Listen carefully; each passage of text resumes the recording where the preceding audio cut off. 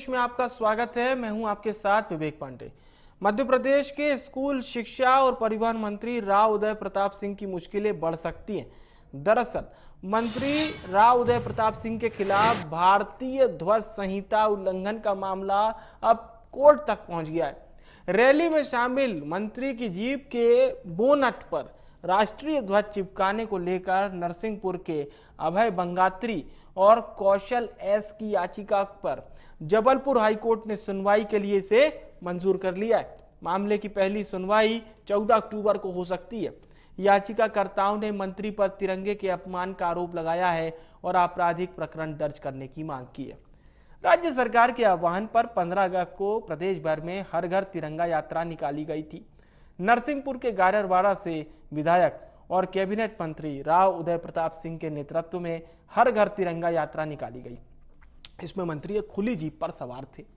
याचिकाकर्ताओं का यह कहना है कि इस जीप का जो बोनट है उस पर भारतीय तिरंगा चिपकाया गया था, जो भारतीय ध्वज संहिता 2002 का उल्लंघन है।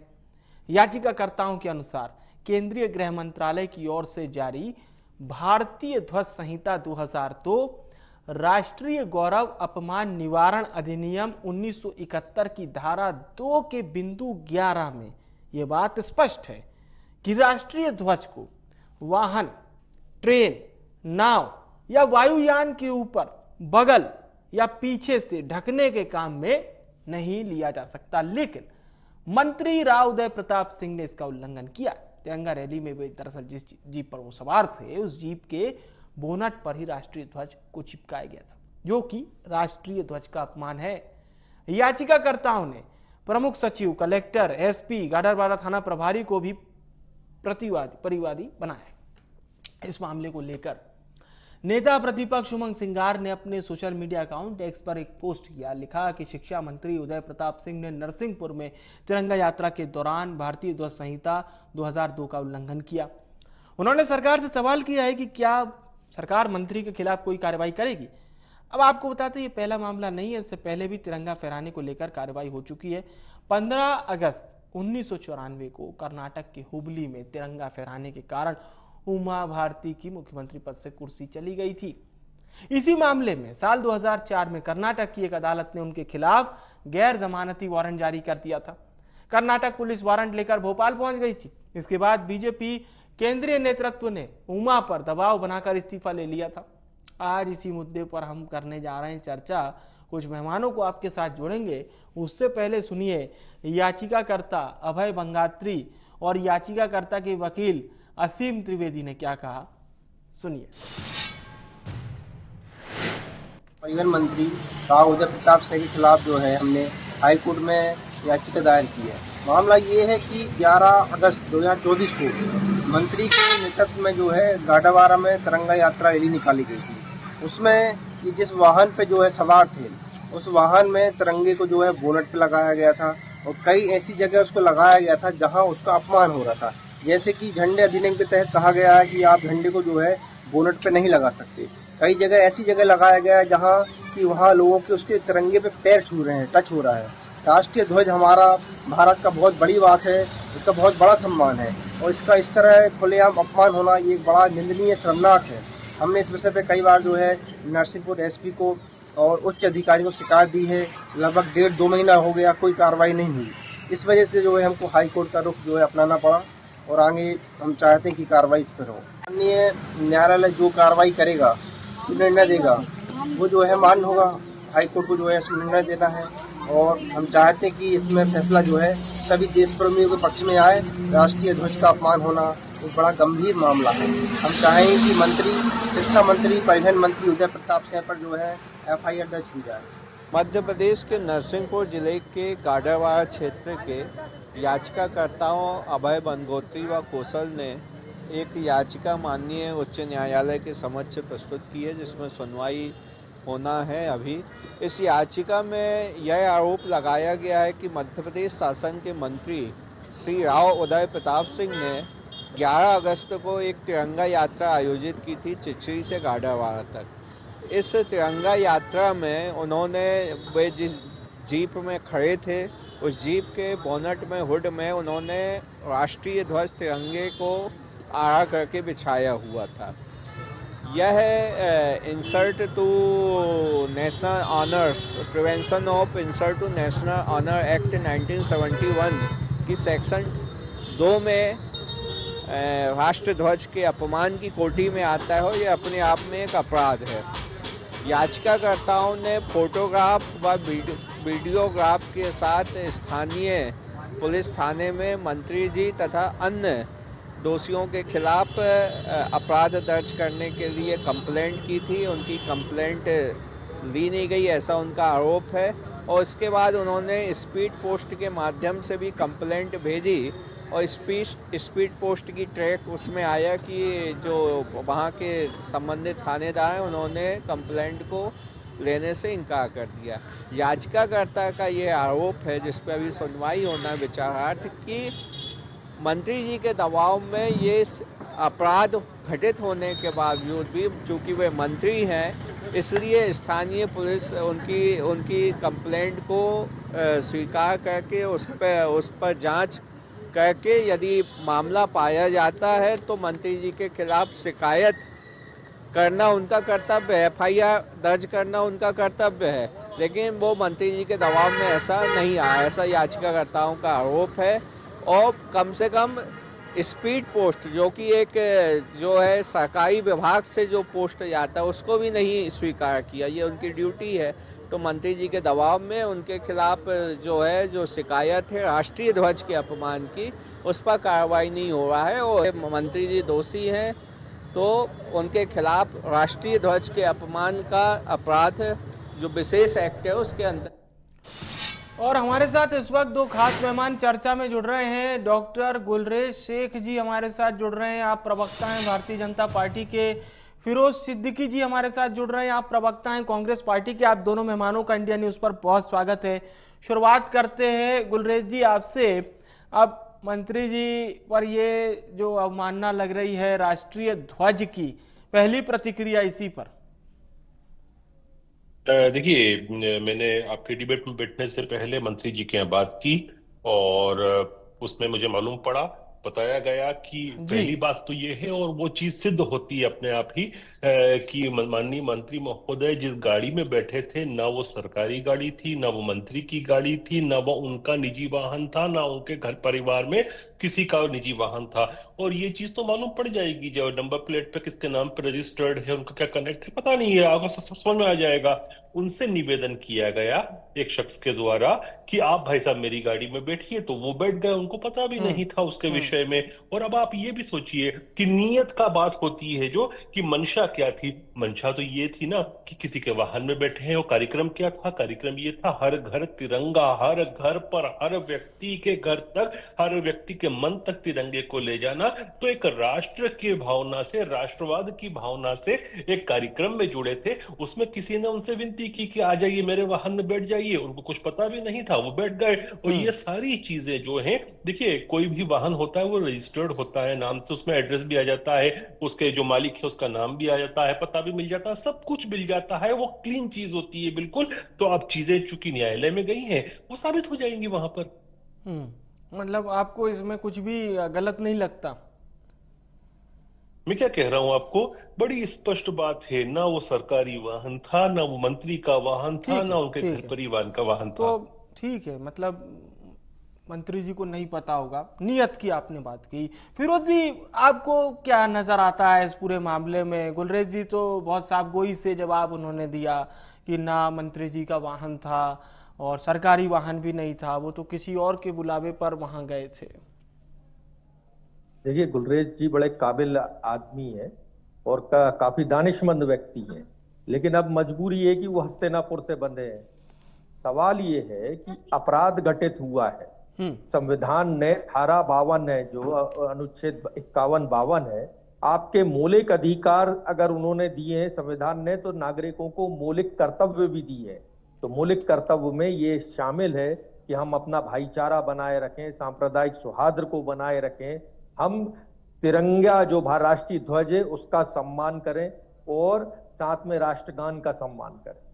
तो ये अगर ऐसा कुछ हुआ, मान लीजिए मंत्री जी नहीं थे, उनकी वाहन नहीं था, उनकी मंशा नहीं थी, किसी ने तो ये कृत्य किया है। फोटो आए हैं उसके, सोशल मीडिया पे चला था वो। मंत्री जी को थानेदार, संबंधित थानेदार को बोलना चाहिए था कि जिसने ये गाड़ी पे लगाया है इसके खिलाफ कार्रवाई करो, बंद करो इसको ले जाके अंदर जी। ना तो और थानेदार सुन रहा है। मजे की बात है कि वो परिवहन मंत्री भी हैं वो जी। हाँ ठीक, शिक्षा मंत्री हैं वो, शिक्षा मंत्री भी है, परिवहन भी उन्हीं के पास है जी जी। हाँ, और ना एसपी सुन रहा है। वो एम्बलम तो लगाए अपने कंधे पे एसपी साहब, अशोक की लाट, ठीक है, लेकिन भारत के संविधान का और भारत के तिरंगे का अपमान की उनको अपराध नजर नहीं आता। एक व्यक्ति को हाई कोर्ट तक जाना पड़ रहा है। तो ये जो है प्रशासन, लचर प्रशासन की स्थिति को दर्शाता है। फिर उमा भारती जी ने क्या गलती की थी, उनको भी रहने देना था। लेकिन जो अपमान अगर यदि हुआ है तो उनको माननीय मंत्री जी को इस्तीफा देना चाहिए और मामले की निष्पक्ष जांच होनी चाहिए।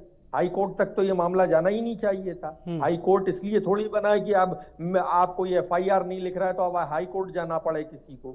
भाई संबंधित थाना है, जो पास का थाना होता है उसको एफआईआर लिखना चाहिए, ठीक है, जांच करते।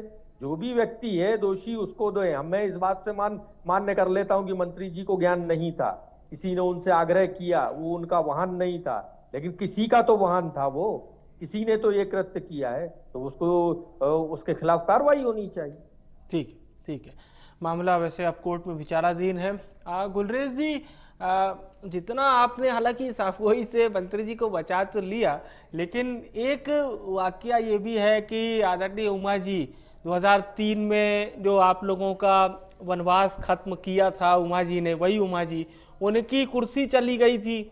इसी तरह का एक वाकया था, वाकया दूसरे राज्य का था लेकिन वाकया इसी तरह का मिला जुला था। तो हालांकि अब मामला कोर्ट में विचाराधीन है, कोर्ट अब इस मामले में क्या पैरवी करेगी इस पर हम लोग फिर आगे समय में चर्चा करेंगे। लेकिन पार्टी क्या मंत्री जी से इसे लेकर किसी प्रकार का जवाब तलब कर सकती है?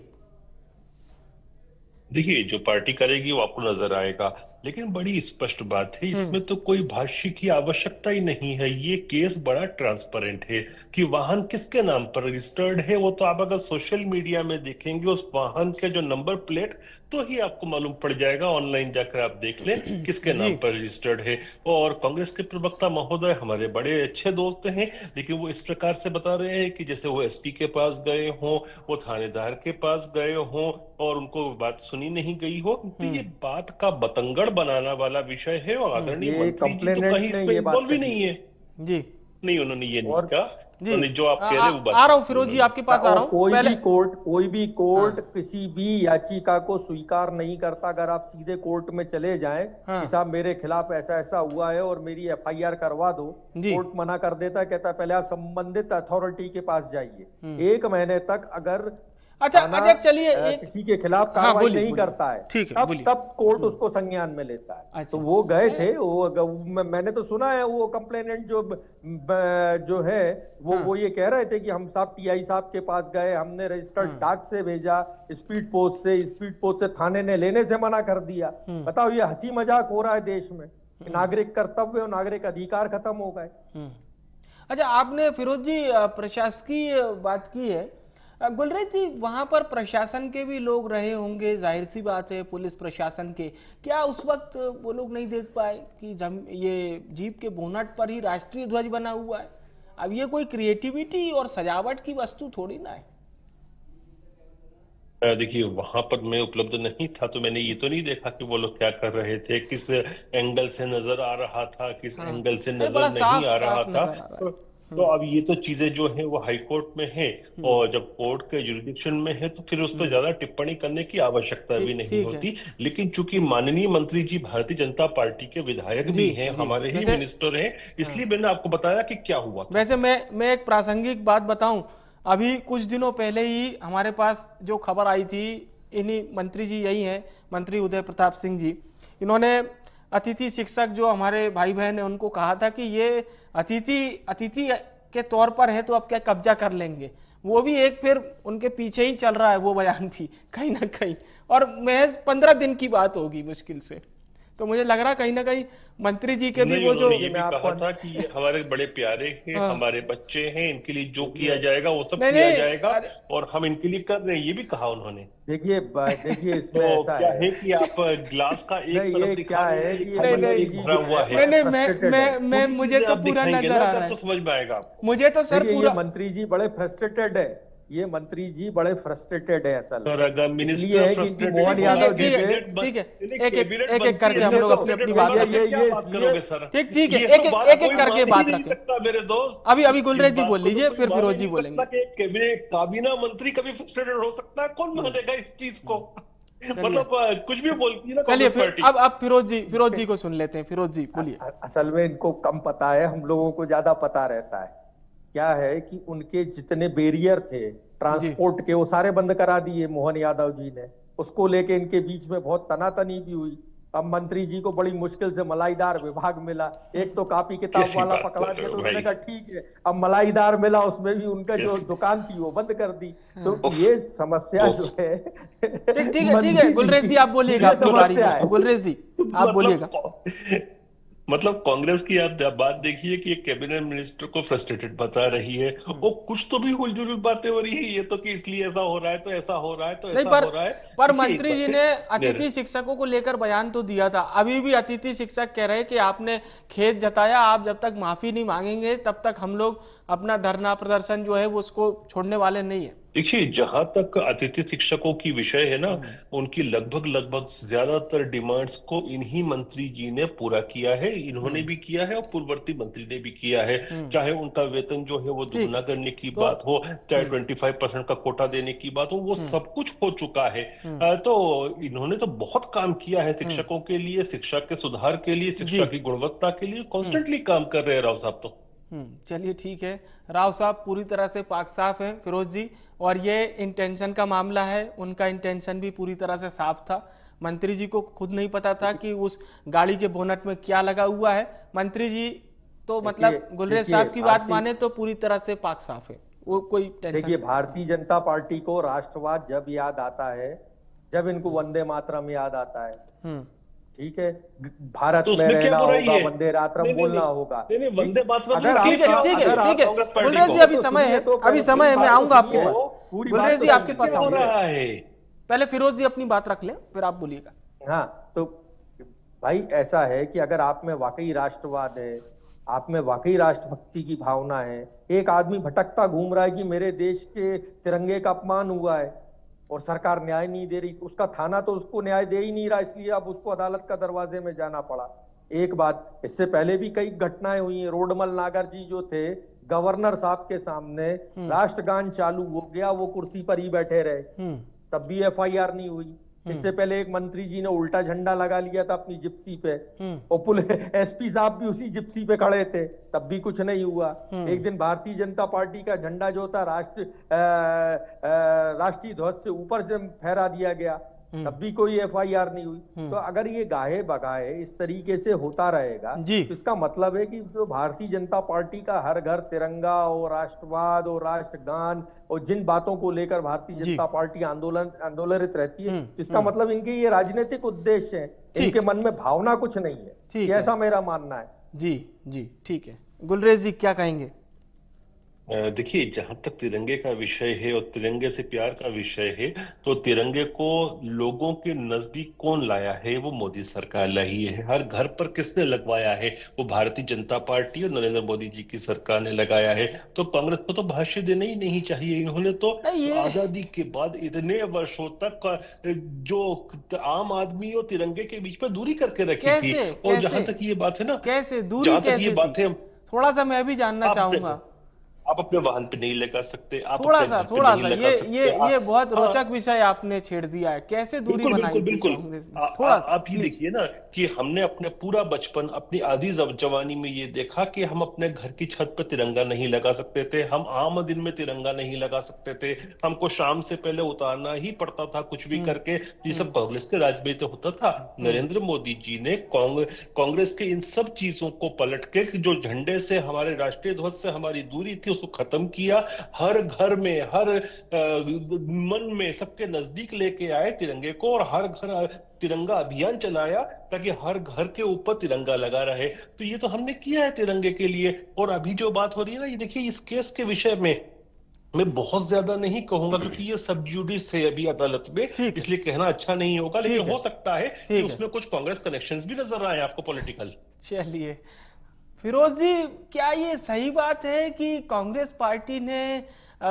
6 दशक की अपनी सरकार में जनता और राष्ट्रीय ध्वज के बीच में दूरी पैदा की थी? बिल्कुल नहीं की थी। देखिए, सोच सोच का फर्क है। ये हमारा सोचना ये है कि जैसे हम धार्मिक स्थल पे जाते हैं, मंदिर जाते हैं, मस्जिद जाते हैं, तो एक उसका तरीका होना चाहिए। हमारा ये कहना नहीं है कि लोगों को, नागरिकों को हमने कभी वंचित नहीं किया।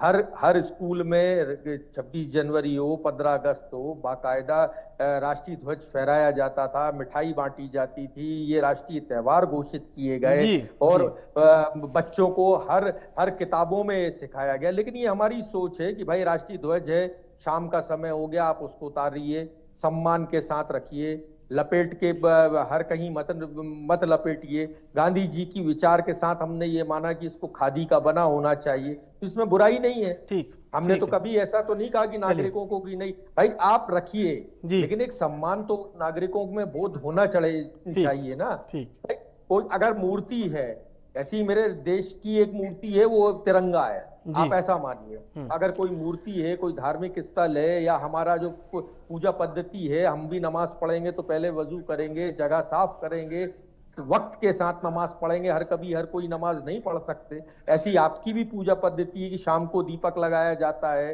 मंदिर के कपाट बंद किए जाते हैं, आरती होती है, वो शाम को होती। तो एक डिसिप्लिन में बांधा था। अब आप उसको कहें कि हमने दूरी बनाई है, तो ये तो अपनी अपनी सोच है। भारतीय जनता पार्टी की सोच हो सकती, हमारी तो नहीं थी ये। ठीक, चलिए गुलरेज जी, समय तो खत्म हो गया, फिर भी कम शब्दों में प्लीज बोलिए। देखिए, ये बात तो जो सुन रहे हैं हमारे व्यूअर्स, वो भी इस बात को समझते हैं कि अपने घर पर कोई व्यक्ति तिरंगा नहीं लगा सकता था, ये कांग्रेस का राज था। और आज हम हर जगह अपने सीने पे भी लगाते हैं तिरंगे को, अपने घर पे भी शान से लगाते हैं। ये भाजपा का राज है। चलिए, मैं बहुत बहुत धन्यवाद करूंगा हमारे दोनों मेहमानों का। बहुत बहुत शुक्रिया सर हमारे साथ जुड़ने के लिए, आप दोनों का। आज हम बात कर रहे थे मंत्री राव उदय प्रताप सिंह। दरअसल 15 अगस्त का दिन था और वो तिरंगा रैली यात्रा के दौरान गाडरवाड़ा में मौजूद थे और एक जीप थी जिसके बोनट पर तिरंगा लगा हुआ था और उस जीप पर मंत्री जी सवार थे। यह झंडा अधिनियम, हमारे देश का जो तिरंगा झंडा है, नेशनल फ्लैग, उसके अधिनियम और उसके सम्मान का उल्लंघन है। बहुत सारे नियम हैं, जिस नियमों का हवाला देते हुए इस वक्त हाईकोर्ट में याचिका लगी हुई है जिस पर हाईकोर्ट सुनवाई करेगा। बड़ा सवाल ये, हाईकोर्ट की सुनवाई में क्या मंत्री जी पूरी तरह से पाक साफ खुद को साबित कर पाएंगे या नहीं, ये हम देखेंगे। फिलहाल के लिए बड़ी बहस में इतना ही।